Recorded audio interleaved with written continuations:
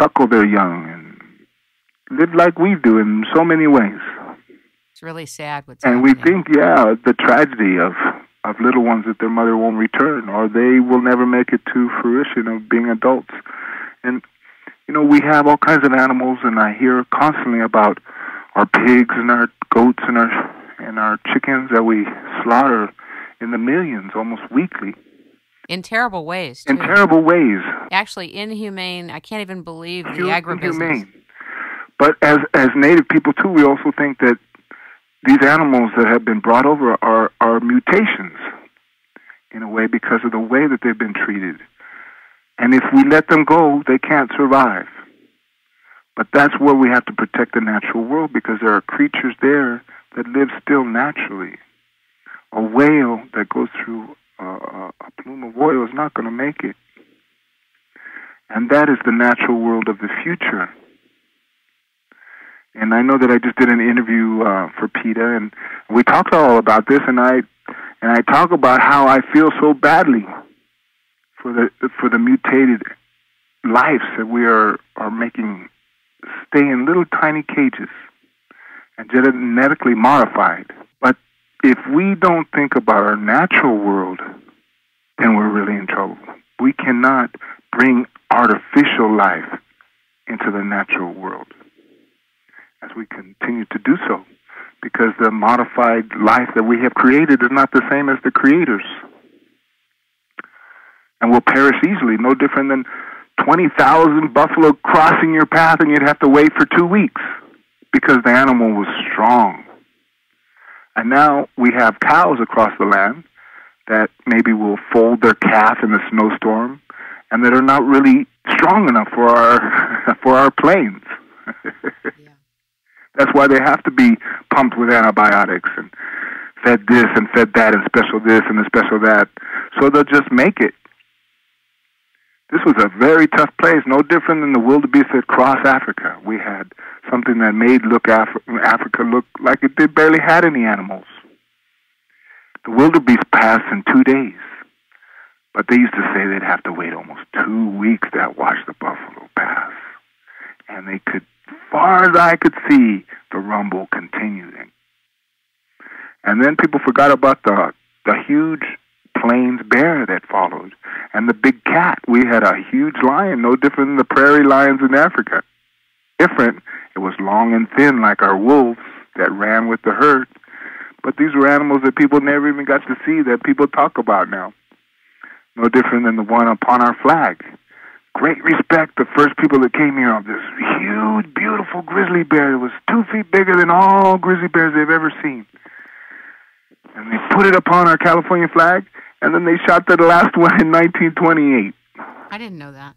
Well, it's an extinct bear that we have upon our California flag, and such as a bear upon the flag, maybe the state will go as well. We're not thinking in a correct way, because that's the natural world.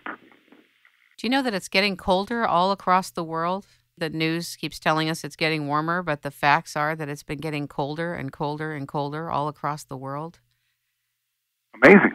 We have all kinds of things coming up in the next few years, and I think Healing Flute is helpful to remind us. Well, it puts people in a state of mind. I always tell people, it's the state of mind that you're in and the influence that you're putting upon the world, because we think bad thoughts and continually thinking bad things about other humans, even though they're doing terrible things to us and to the natural world, we're still thinking bad thoughts. Like when I spoke at Vandenberg Air Force Base, they had me come and visit and speak, and I had the commander there, and I told him straight, if you have nothing to protect, there's no reason to have the military. And with the military being the highest in the pollution of any institution in the world right now, we have to think in different ways. There's no reason to protect anything if you're ruining it on the way. There's no reason to. If you're killing the whales with sonar, why protect the ocean? There's no reason to, if there's no life in it. I think from a military perspective, it's probably just viewed as a means of transport and not an environment full of life. Even though it is an environment full of life, it's not related to as though it's full of life, and therefore it's just a means to an end, perceptually speaking. Right. Well, I mean, I understand that we got to protect commerce, but if life doesn't come before commerce, there's no reason to have commerce. What is the activism you're involved in right now? Well, right now I'm actually just worked on a film that I'm finishing up called Holy Man. That was about the last Lakota wise man, basically the last Lakota traditionalist, and going to be a beautiful film. He just died recently, actually a few months ago in prison and never got out. It's a terrible place to die. It is a terrible place to die, especially a man that was 88 years old and really died because he didn't speak English. Oh, God. And was kind of a traditionalist, but it was a beautiful, beautiful movie, and I actually got to play an eagle whistle that was owned by the gentleman that was beside Crazy Horse, actually, when he died. And it was really quite an honor. That's one of the beautiful things that happened to me this year. It really was very sweet. But other than that, I've been contacted to go to Haiti and all kinds of different places. Some things fall through and some things don't, but there's always need. There's always need for somebody like me because, sometimes we get lost in our world and kind of like the medicine man of the past, I have lots of free time to contemplate and take time to record and master very simple things sometimes. That's beautiful. Yeah, and sometimes those mastering of things are worth so much, no different than anybody else that makes something with their hands. We can go and we can buy things all day long that are stamped out of plastic, that are filling up our landfills, that are worth nothing, and that are actually poisonous. But in this day and age, the things that are truly worth something are things that people made by their hands. Even in the guitar world, right now, if I go buy a manufactured guitar, it's cheap.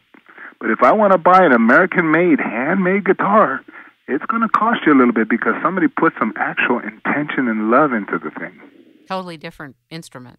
No different than somebody who stamped out a bowl or somebody who actually threw the bowl on a wheel with some clay. You're buying people's intention and their life and their integrity. And a lot of things that people own today and strive after have no integrity. If you're wearing shoes that a little girl cried into making, what kind of karma does that give you? If you're wearing a diamond that is a bloodstone that some little child had to live his whole life in a mine, how could that give you any prestige in marriage? The basis of things is really where we have to look. And the basis is between life for our children, for our future. It's the beginning basis. Because without that, there's no reason to keep drawing breaths. And the economic short term is something that we've seen happen with human beings over and over and over and again, no different than Greece cutting down the last tree or somebody shooting the last bear. It doesn't relate to what we want in the future. And as we remember and reanalyze and look at some of the elders speak and what we feel in our own hearts, we can realize that conquering nature is not what we're here to do. And as long as we keep thinking that we can stop the river from flowing, genetically modify, and continue to act as the Creator itself, we're going to realize that we cannot do anything about these things. That these tragedies are going to be taken care of by the earth, but maybe we won't be here to watch it rejuvenate. Because these things that we have done are things out of pure commerce or greed.